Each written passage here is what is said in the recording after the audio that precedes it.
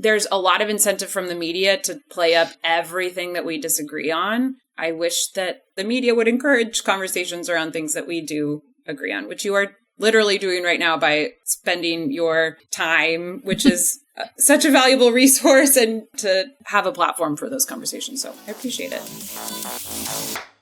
Welcome back to Making It Awkward. I'm Jessica Wilson, clinical dietitian and author of It's Always Been Ours. You can watch this show on YouTube, and you can listen on your favorite podcast app. If you leave a rating, review, or comment on YouTube, my dad will read them on the show. He will also welcome new Patreon members to the community. Today, Dad welcomes Sherry. Well, welcome to the Patreon family, Sherry. Patreon members will keep this podcast sustainable, and we appreciate your support. You can join for as little as $3 a month. My dad turned 79 over the weekend, and I got to share happy birthday wishes Sherry left on YouTube. Thank you, Sherry, for the endorsement. Endorsement? Support? Support. That's what it is. It's support. Okay. Okay, cool. There was another YouTube comment on last week's episode featuring Tigress Osborne's experience on Surrounded. Isolina Andrea Oliveros Pere 8518 says, "Thank you for this much needed follow-up. Cheese." Today, MAHA mom Leslie Voorhees Means joins the show to talk about people, politics, and shared values. Leslie's the wife of Calley Means, the senior White House advisor at HHS. The two of us may seem like an unlikely pairing for a chat, but it was great to have someone I could have a nice, respectful conversation with, especially while researching Jubilee's Surrounded episode of Jillian Michaels featured in the last two episodes. Leslie and I connected through our Instagram DMs, as she will detail today. On February 17th of this year, I posted about white rice and noodles, critiquing those in MAHA who promote and appropriate traditional Chinese medicine for their brand, yet also tell us not to eat white rice and noodles. In addition to the screenshots of Mark Hyman listing the reasons that people in Japan are healthier than Americans while fully leaving out the white rice in their diet, along with his blog saying that grains cause us diseases, I also had a screenshot of Dr. Calley Means Levels app telling us to skip white rice and noodles to make Chinese food healthier. I also included a clip of the Making It Awkward podcast interview about confinement nannies and Asian practice appropriation, an episode that came following my curiosity was piqued after Leslie posted a video of her postpartum confinement nanny. Before deciding to record this interview, Leslie and I chatted for about an hour a couple weeks prior. It was pretty chill. We chatted about her sister-in-law, Dr. Calley Means' Senate hearing. We chatted about MAHA overall, and I brought up kids in ICE detention. I also talked about how low-income people never seem to be consulted or truly considered when making food policy. I shared that my patients have never asked for an updated dietary guidelines or a focus on, quote, real food from the USDA and HHS. My patients want to have the money, energy, time, and executive functioning to eat the foods on the food triangle, but not having money for food is the primary concern. Ideas for cooking in SROs and for cooking and keeping food while sleeping in shelters or in their cars, and affordable grocery store access are what my patients are asking for. Honestly, I teared up a bit while talking to her about how I just can't leave my work at work and need to find avenues like this podcast and Instagram to talk about wellness influencers, MAHA, food and nutrition in the news media, and how my patients are pawns in political conversations while their needs are never truly addressed. Today, Leslie and I chat about how we agree that healthcare is a human right, and she shares the opportunity she sees for entrepreneurs in this political landscape. She talks about her life and role now and what our second episode could be about. And with that, let's get into the chat. Leslie, welcome to the show. Thanks for having me. Absolutely. At the top, is there anything you want to make clear for listeners? Just that I am here with my own opinions. I'm not speaking on behalf of my husband or the administration. This is just me as an individual, us having, continuing, I guess, a conversation that we have already started, and happy to be here. Yeah. And as a MAHA mom. And yes, self-proclaimed MAHA mom. And yes, in the bio, and MAHA mom. No, it's good.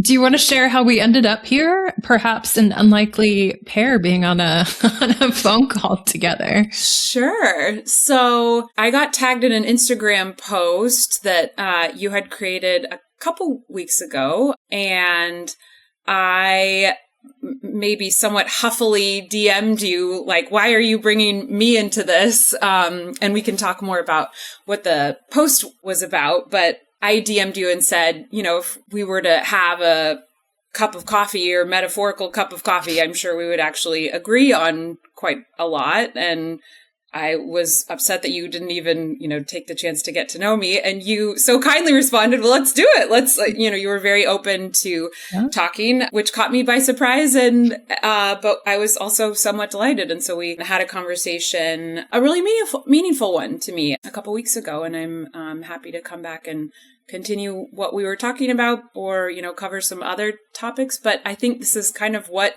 politics need right now, is some sort of seeing each other as humans, and that both sides of the aisle deeply care about issues and maybe disagree on how to solve them. But I think there could be a lot more humanizing of politics and conversations. And I was just appreciative that you were willing to talk to someone that disagreed with you on a lot and then agreed with you on a lot. So yeah, you were like, I'm sad that you didn't get to know me. And I'm like, I would love to. This sounds like an opportunity to do so. I totally want to talk to you. So thanks for giving me the opportunity. Of course. And I don't think that's necessarily a given. I think a lot of people just kind of want to stay in their own echo chamber on both sides because it's maybe more comfortable. And that's probably the main reason why I'm here, is it's a little bit outside my comfort zone as well. But I think it's important to have these longer form discussions too about things in particular that we, might not necessarily agree with. Yeah. So you and I have chatted. Do you remember from that the things that we agreed on at the time? I think the one that sticks out the most is this challenge of food affordability. I think if you want to talk about MAHA, one of my big alignments with MAHA is how food can be detrimental to health and then also is the root cause of a lot of health. And I think a lot of the country, a lot of moms are stressed about food and trying to figure out how to get food. Like, moms know that their kids need healthy food, and it's hard to buy food, and it's hard to get food on the table for their kids every single day. I think that's a concern with a lot of Americans right now. So I definitely think we agreed there. I think access to healthy food for poor people too. Your care, and also I think concern for how some of these like policies trickle down to people that are struggling the most, I think is also something that I'm wondering about and want to see solved really quickly too.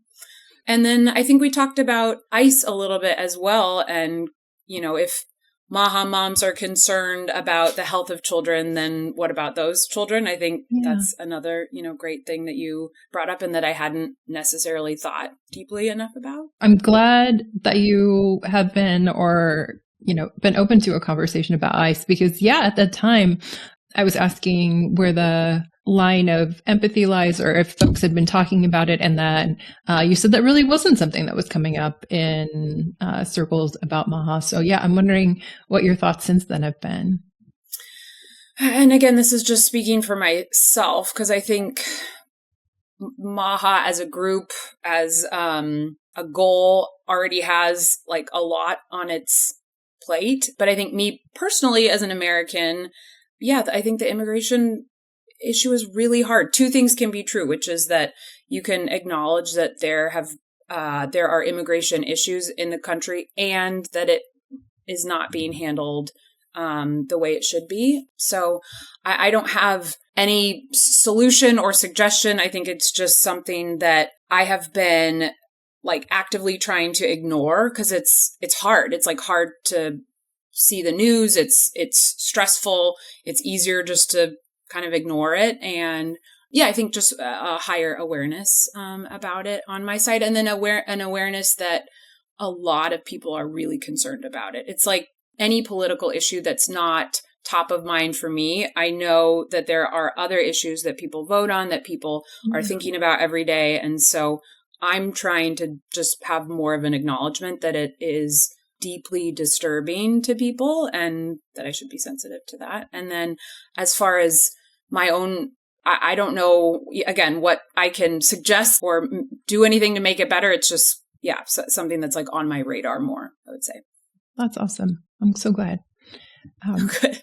From our initial chat on that one specifically, it sounded like MAHA and like the Trump administration were like two fully separate like situations. And I've heard the same thing in my comments about the overlap, but it seems like you're thinking a bit more about that intersection there, that yes, MAHA totally helped get Trump elected. And now, it's not two separate circles. Like there's a Venn diagram of the like impacts of that vote and how moms, are feeling and being impacted, and the kiddos too.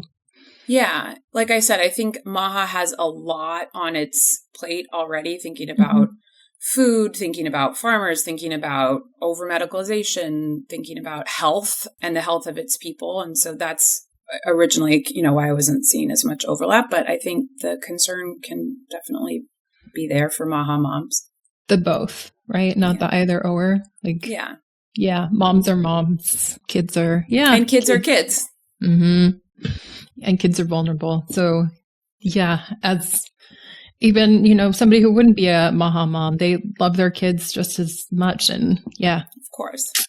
Yeah, I'm glad. That's nice. You mentioned the nutrition connection with chronic diseases. And I find when I listen to RFK, to influencers who are talking about that connection, it's oftentimes like these terrible foods are leading to chronic diseases. And real foods is going to be that solution. And it's like those two things, but it's never like, and this is how, and this is how we're going to make sure that everyone is able to follow these guidelines. We're going to take away SNAP dollars because they're not being used correctly. Granted, some states are saying you can't buy soda, candy. But as you know, I'm always like the how. Like I love these ideas of getting more nutritious food to people. And I'm like, how is that not the first conversation? Like, why are we only talking about ultra processed foods and why they're terrible, and not like why people are, eating them in the first place? That's hard for me. I think my view of the new dietary guidelines and the Eat Real Food campaign is that is definitely a step one. And there is a how missing or a how expected, but it is not the USDA's job to jump right to the how. I think it is okay to start with, this is what we should be eating. Mm-hmm. And then I think it's okay to say, and how are we going to do that, and expect answers. From what I understand, the dietary guidelines does immediately have impact on how school lunches are procured, and meals for the government, and meals for people in jail. And so it impacts billions of dollars of movement of food immediately. I think that's an important first step. And I do think that we should expect, and hopefully we'll see more about what that means for someone on SNAP, what that means for a busy mom who is working and has kids and wants to feed her kids whole food, but has trouble. So I would say that it's not a complete picture, but I think it is the right first step, which is admonishing ultra-processed food and taking a very strong stance on what healthy food looks like and what health looks like in terms of how, like, what people should be buying. How, I don't know. Yeah, I think that's hard, and I think we should expect more on that. I appreciated the way that you said that, the what people should be buying versus the how or if they're able to do that. That it's a great three-pronged approach to addressing these things. Well, and I do think the government has a lot of sway based on how food is subsidized and, incentivizing farmers in different ways. Right now, the whole system is the momentum is towards ultra-processed food and subsidizing corn and soy. And what happens if we were to flip that and, spend the tens of thousands of dollars or whatever it is we spend on sick care. 90% or something of all healthcare costs in America are addressing issues that currently are like people are experiencing versus like, what if we were to allocate dollars towards making healthy food less expensive for everybody? Like, and I think that is like the root cause, addressing like the root cause that MAHA is so passionate about. And I think there could be a lot that could come out of flipping, those subsidies or flipping those incentives.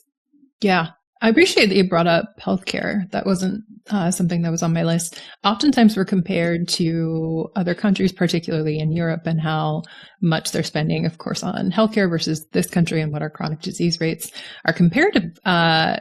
And, it's always, again, because of their food and because of their diet and because they don't have dyes. And I'm like, oh, but all of this, like healthcare that they get offered so people don't have to wait till they're super sick. And I know that moms want to be able to have, healthcare for their kiddos, but, oftentimes it's not the case.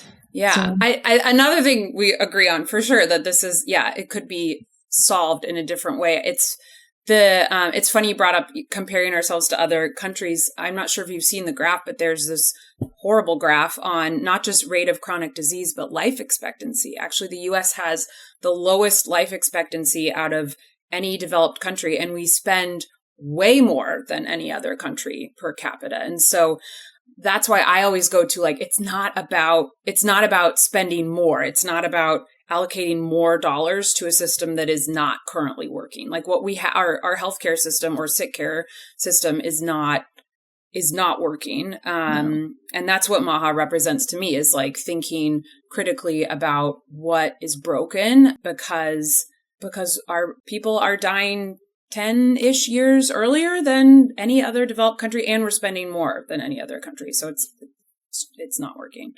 Definitely not working. Absolutely agree.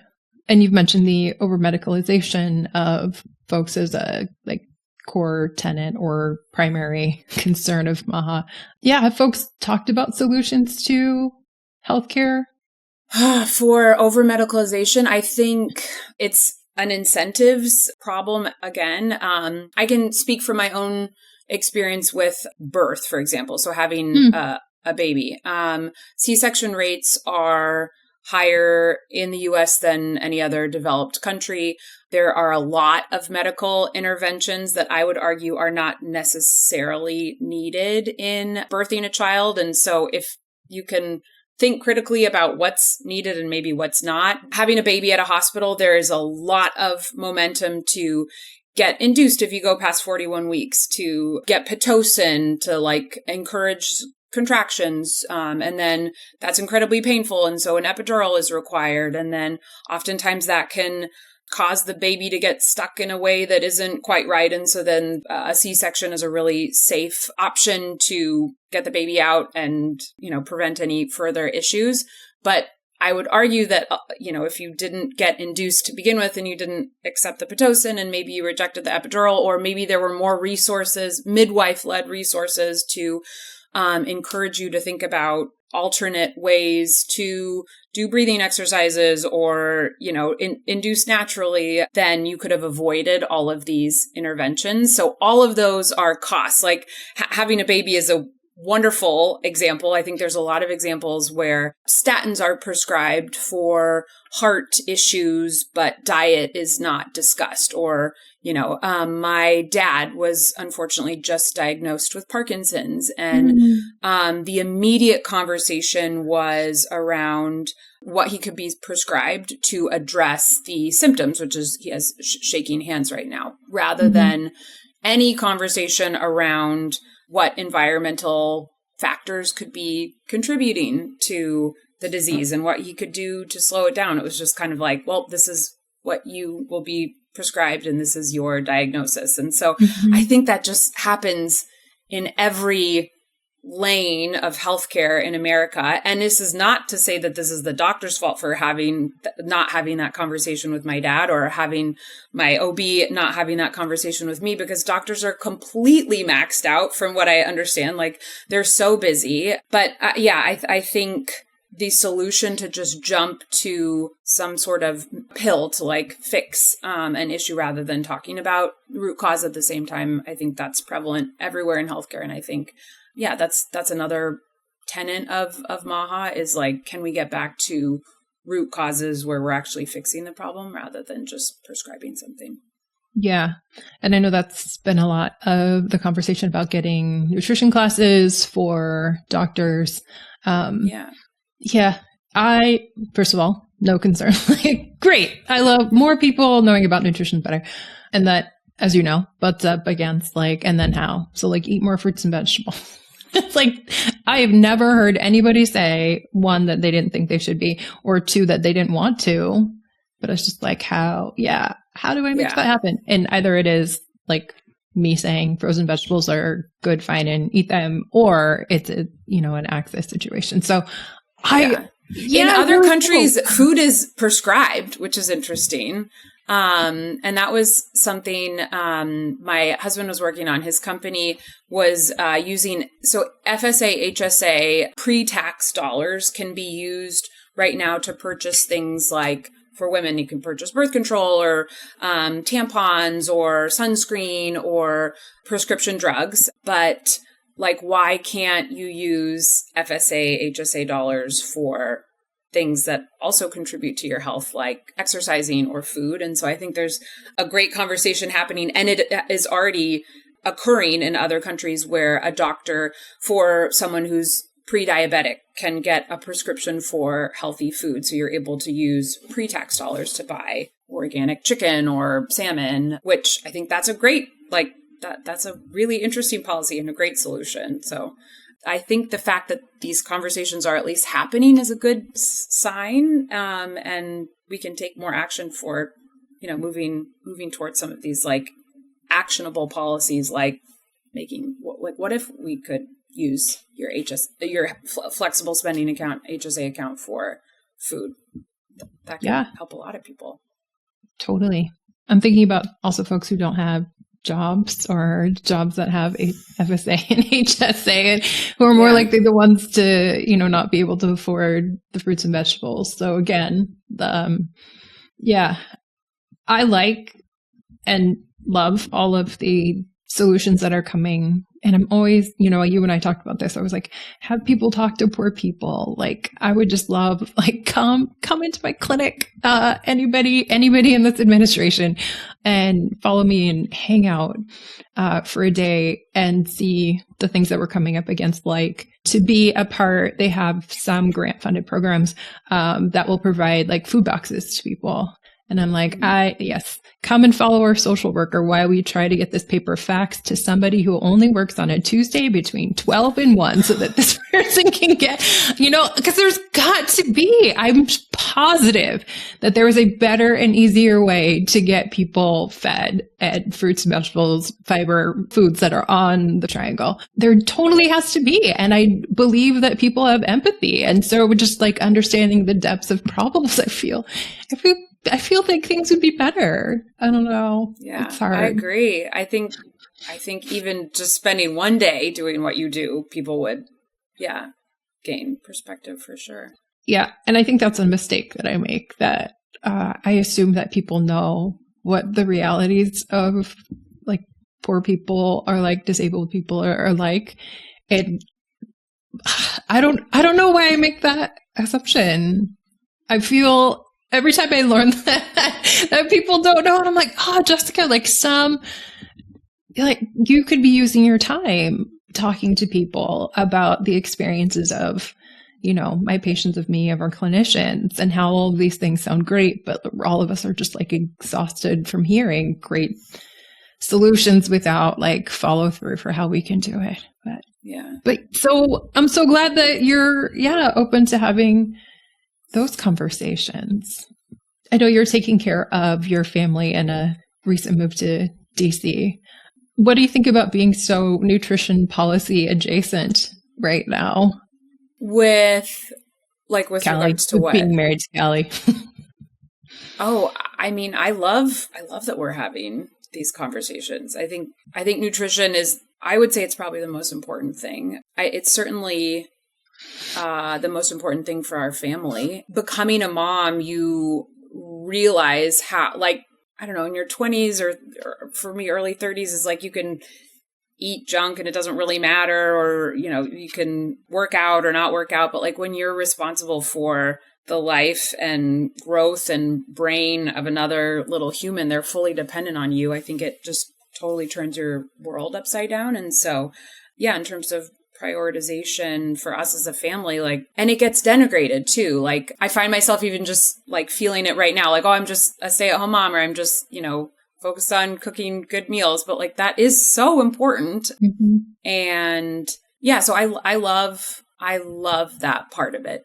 Like being able to talk about that. I think there's a lot of challenging things about being in DC, but I definitely feel happy to like be on this mission alongside him and be caring for a family like in the background and helping him. So does it feel like as important as the rest of us think it is? Like me looking at you, I'm like, Leslie, you know, is in there. She's having like these conversations. She could be, you know, influencing, like access and nutrition policy. Like, is that like an oversell, or do you think they're, I don't know. I'm flattered. I'm probably not as influential as you think I am. And maybe part of that is like, is intentional on my side. I have worked the last 20 years, I've thought about impact and scale, building companies, working for big companies. And this year for me personally was like very much thinking small and thinking about my kids and about my husband and like being home and being here. So that's intentionally like not being online as much, not posting as much, not committing to things outside the house maybe that I wasn't ready to. And a part of this is I have a baby, so that is like all encompassing job. And I'm sure that could change at some point. But like this chapter for me is very small, I guess. Yeah. Which is not to say that it's not important, because I think being a mom is really important. No, totally. Yes. I think that's the just like outsider looking in that we assume that your life is, you know, also policy adjacent. But I mean, I understand in so much as Calley is like working so hard and so many hours that he needs a partner that can help him and help keep the trains running and get the kids to school and get food on the table every night. And I'm happy to do that right now. And it's like very different than what I've been doing. Again, for the last 20 years in my career. We met at Harvard Business School. I'm like a very ambitious, driven person. And this is like a very new, like the trad wife chapter is new and interesting and a whole new challenge. I'm trying to like go about it as an executive. I like literally created OKRs for myself 2 weeks ago because I was going crazy because I'm like, am I even doing a good job? And so I, like a nerd, like created objectives and key results for like what it meant to be a good housewife essentially, and like what my jobs were and what success looks like. So so I feel like we're a team in that his success is my success, and you know, a happy home life and good kids is, he should feel credit for it just as much as I do, because we're each other's partners right now. Totally. I appreciate that. And thanks for throwing trad wife in here. Always appreciate, always love when it comes up, for sure. Those who are baking their own sourdough, not saying that you are doing that, nor do you have to by any means. I've not dipped my toe into the whole bread thing. I will say I'm interested, and it's just not the priority, but I'm curious about it. No, the starter looks disgusting for me. I'm like, I'll do other things. I'm not doing sourdough. we can't do that. You mentioned mom stuff, so let me go down to mom questions. Another question was from somebody who feel like that you're like in a real position of power there, and it seems, I don't know if you're downplaying your like option and opportunity. I understand, like, exhaustion, baby, for sure. But I'm like, Leslie's in there. Like, if you need, I don't know, next year, like a champion for like your power there, I'd love to do that. I don't know. Thank you. Maybe there's a little reluctance in there too, given politics stresses me out. And it seems, again, my experiences with business, my background's in engineering. It's like very black and white, no nuance, right and wrong. It's like, and then politics is like the relationships and the dynamics, and there's not an easy answer. I don't think there is a right and wrong. There's a lot of vitriol right now, so it's maybe easier for me not to get super involved, but that's not to say that I wouldn't or couldn't. It's more just that Calley's like taking the hits for us as a family, and I don't need to necessarily like throw myself out there too much too. I also think he's making a lot of impact for us as a family. I feel very fulfilled with what I'm doing right now. And the moment that I'm like itching for a little bit more, that's probably when I'll put myself back out there a little bit. But yeah, I'm just intentionally like thinking a lot about the kids right now. It's also like everything I've heard is when you're old, it's like this time goes by too fast. They're only a baby once. And so our youngest just turned 6 months last week, and it did go by already so fast. He's not even a newborn anymore. And so I really wanted to, I didn't really take much of a maternity leave with our first. And so I just want to make sure I'm enjoying this special time too. Yeah, hard time. I think that's another thing that European countries have more of, is like postpartum care. Yeah. But then the conversation always gets drilled down into like, they don't have ultra processed foods. Like, that's the only reason. And I'm like, what about walkable cities? What about all the support? And I'm like, like food, yes, but I feel like we're missing something.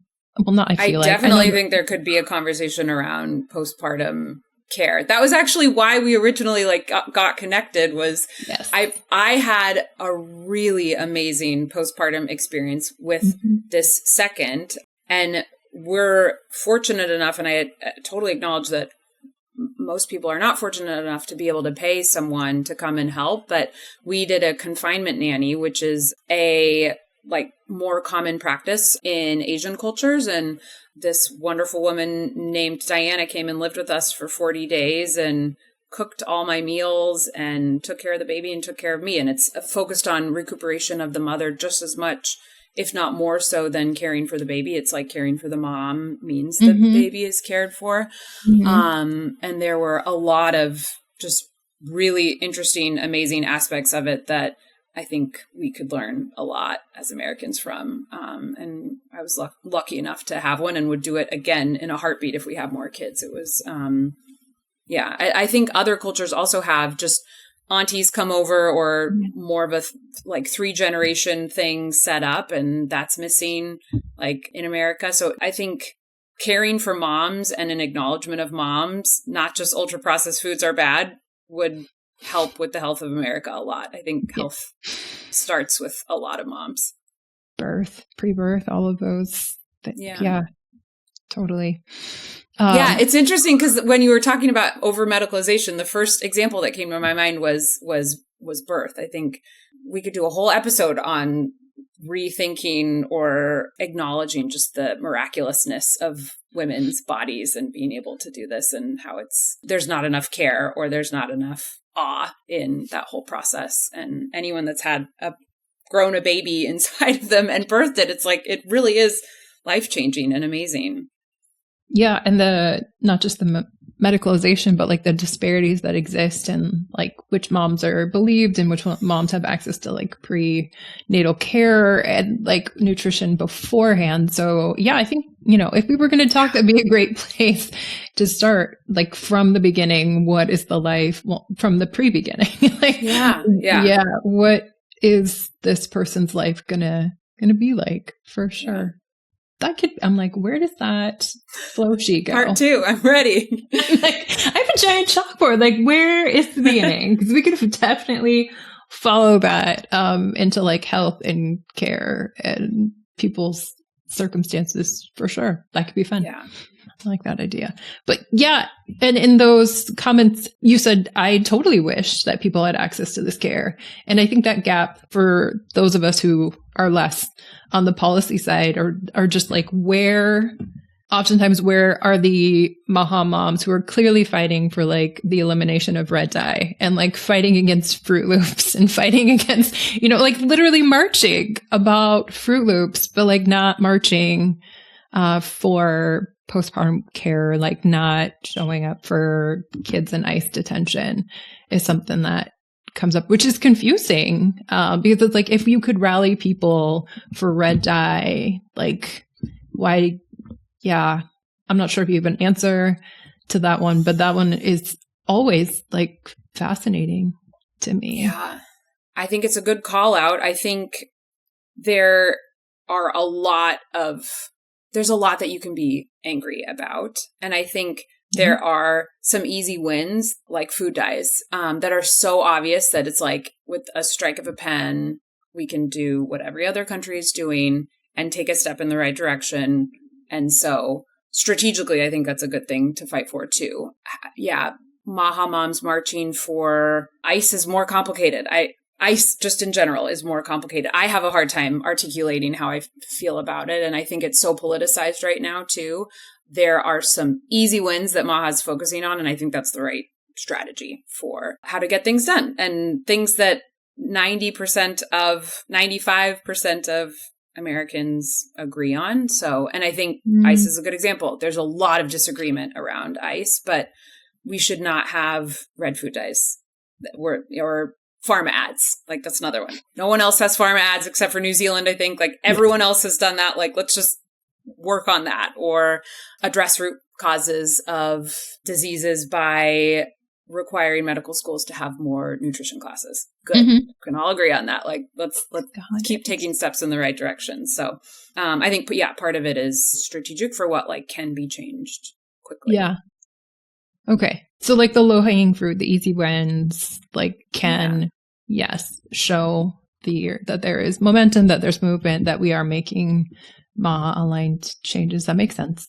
Yeah. Versus like, how do we make good food more accessible? Oof. I don't know. Like that's hard. That's a lot harder. Can we agree on what healthy food looks like? That was the dietary guidelines on like, we're going to say that ultra processed foods are problematic and this is what people should be eating. And ... Then we can continue working on that. But yeah, the food pyramid would be a MAHA win for sure. Yeah. Yes. And two things can be true. And it also can be disappointing, especially in your eyes with like, this doesn't help my patients that I see every day. So yeah, my patients don't care about a food pyramid. None of them have ever said that to me. Yeah. Yeah. And it's interesting. Like the people who can afford the foods on the food pyramid are not necessarily the people who would benefit from it. Like they're probably packing lunches for their kiddos, or they go to, a school with a salad bar already. And yes, I don't need to repeat myself. I'm glad you brought up school lunches though, because from what I understand, the dietary guidelines do impact decisions around school lunches, which is, I think, the largest fast food chain in America. There's like, millions or tens of millions of kids that eat. I think their main source of nutrition also is school lunches. And so if that can be nudged in the right direction because of the food pyramid, and there are different decisions and different procurement methods that happen at school for school lunches, like that can positively impact the next generation of kids, especially poor kids who are on reduced cost or free school lunches, or that depend on that as their main source of nutrition. Yeah, lunches and breakfasts. Which is, I was listening to, I think it was a story on NPR of like a singular cook in a school that was making school lunches, like only by herself. And the only equipment that she had was to like reheat food. And then it was like a microwave oven or something. Right. So like if this were going to be a literal prep kitchen, how many people would we need? She works like 10 to 2. Like we'd be needing to be here like 8 to 5. We'd need a bigger kitchen and all of these things. So I'm like, yes, I want food in there. And then it's like, the how are we, Brooke Mullins, please tell me how. I just want to know. And of course you're like, these things come down the road. And I'm like, patience, Jessica, if this is going to happen, it should be done well. Yes. But yeah. I think it's okay for you to be impatient. This is what you should be impatient about. I'm impatient too. I appreciate that. I don't think you should temper your expectation. It's just, I don't know if the government is like the most innovative, fast-moving, problem-solving engine out there, like we discussed last time. I think there are a lot of big, hairy problems that are solved with smart entrepreneurs or people looking to create businesses around problem-solving, and maybe that's like where we should be looking to crack some of these eggs. So I did ask around about that, about how to make money over food access. And people were like, there is no product. There's like, how could you, like, giving away food and increasing access? Like, what is the profit there? And I was like, I don't have a product or a profit. I mean, my business school mind, it does not seem like a very good market to dive into. But maybe if you could motivate people to solve the problem with money, I don't know.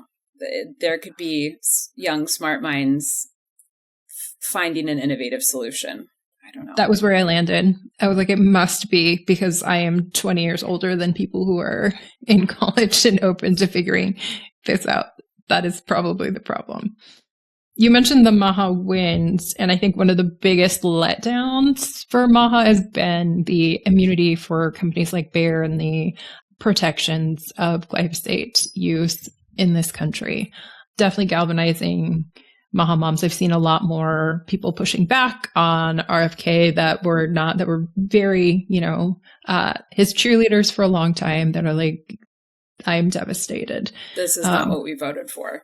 That's the phrase I was hoping that you would use for sure. This isn't what we voted for. Yeah. Yes. And so are people rethinking that vote in the face of this? I mean, this is a singular issue, but again, we've mentioned like all the other things that are impacting kids. And then Yeah, my again, Leslie's view on this, not speaking for our family or Calley or the administration, is it's a huge blow. It is really disappointing, and this is why we worked so hard to put Bobby in the seat that he is because there are these 95% issues that we can all agree, like, this is very problematic. And this one was one of those that flipped the other way, which is disappointing.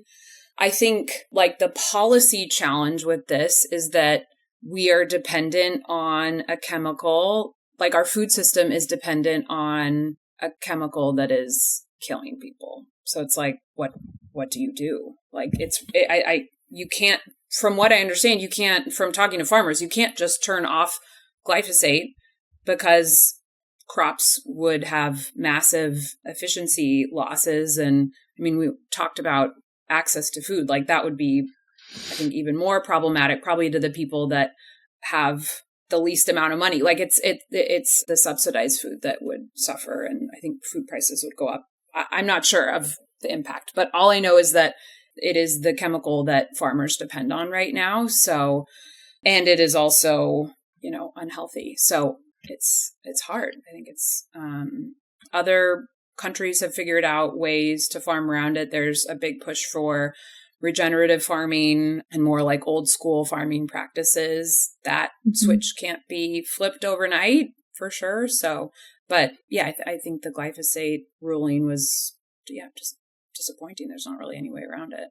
No, and surprising. Like Bobby had gone after Monsanto in his past, and it's like, what a huge about face on that one. Is the MAHA, this is not what we voted for, is that pretty confined to glyphosate, you think, now when it comes to MAHA wins and not MAHA fails, but things that have not come to fruition?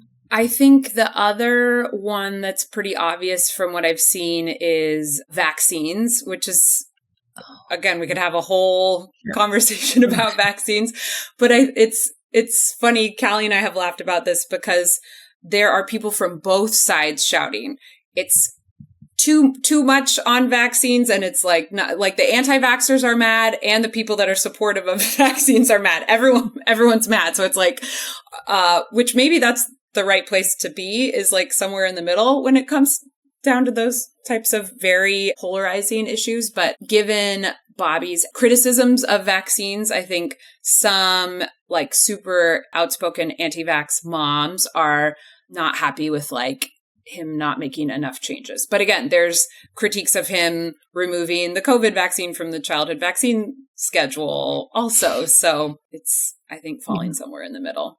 That's a good one. Any other things that you or that you've heard people would like really like to see in this first, few years, or this first 4 years, or yes, perhaps last 4, depending on our elections and where Bobby is? Yeah. Are there things that folks are like, I really want to see something? Pharma ads, I think, would be another really big win. Because it's not just about like removing the visibility of like encouraging you to go talk to your doctor about Skyrizi or whatever. It's like it attacks the incentives with like the media being propped up by, I think 50 or 60% of the media's ads are pharma ads, which is not to say that the media is corrupt necessarily, but if you remove that incentive, I think that can change the conversation or the types of stories that are encouraged or discouraged to be discussed. So, and the fact that like other developed countries, every other developed country except for New Zealand has that, I think that would be a big win.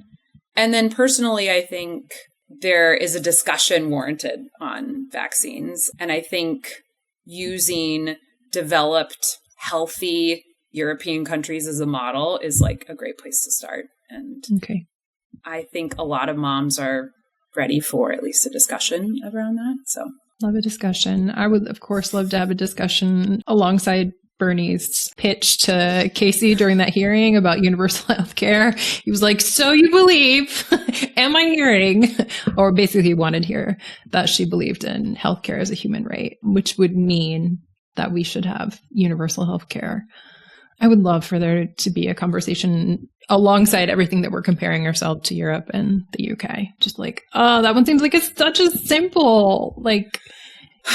But I guess my argument is more dollars from the government has not solved health. And so even more dollars, my expectation would be that it would be the same type of results, is that it's like, that it doesn't help the health of Americans. So that's my hesitancy, is that around universal healthcare, is that more spending has not worked. So why would we spend even more? Do you think? I do think healthcare is a human right, though. I think and I think the fact that there are people that are disadvantaged in America, like that are unhealthy, is something that we should be ashamed of. I think like there's so many dollars and there's so much innovation, and we're the strongest country in the world. Like why are our poor people suffering? Why can't like no mom should ever die giving birth to a child in America, like especially with acute issues. Like there should never be anyone that is left behind with that. So I just don't think the solution is universal healthcare. Okay. I feel like before you got to not being universal healthcare, but everything you said beforehand, I was like, yes, I believe, yes, the strongest, the richest, maybe, I don't know, maybe we're number 2. We can cut that right now. We're really rich. We're really rich as a country. Yes, like, why should anyone be country of gazillionaires? Like there should not be anyone going hungry. Homeless. Families should not be going hungry. Like, people that are hurting should be healed. Like, full stop. That, I think, is the circle of the Venn diagram. No question.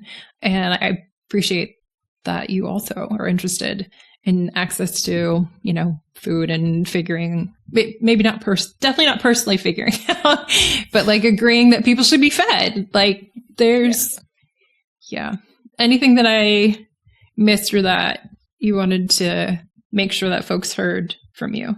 No, other than just an appreciation for, or a willingness to hear someone else's like, I think our profile descriptions are like literally conflicting. Like, you're like anti-MAHA and I'm like, I'm MAHA. And I think it's wonderful that you're open to having these conversations. And I think there's a lot of incentive from the media to play up everything that we disagree on.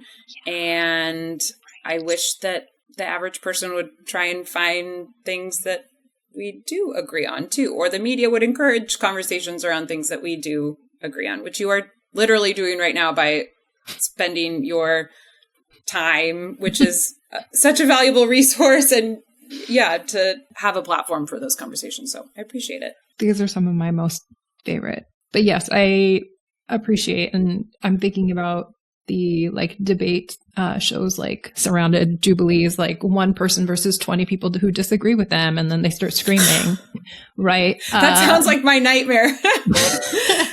I would not love that, but those clips go viral online, and I'm like, that is not how we don't change. Like, we just get firmer in like how right or wrong we are. Like, that is not a nuanced conversation, which again is why I would love to come out to the rally that Bonnie is putting on for after the glyphosate debacle, and just see where I connect, see what that looks like, see what folks are thinking about, because there's definitely got to be a circle and some sort of Venn diagram there.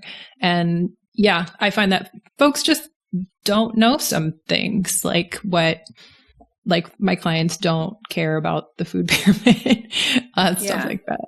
Yeah, we all have blind spots too. Yeah. So thank you so much. Yeah, nice talking with you. Thank you for having me. And thank you again for being open. Totally. Thanks again to Leslie for coming back on the show. It was a great opportunity for a conversation between two people who may not agree, but who see an opportunity to build a relationship that will continue education and understanding.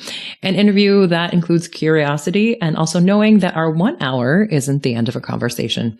Regular listeners of the podcast will know that for thought-provoking episodes, I typically do a follow-up. And the follow-up episode about MAHA moms will come in May after I attend the People versus Poison rally at the Supreme Court on April 27th, when the court will hear Monsanto versus Durnell, in which a ruling for Monsanto may prevent future lawsuits against the pesticide manufacturers. Until next time, friends, don't be afraid to get out of your comfort zone and make it awkward.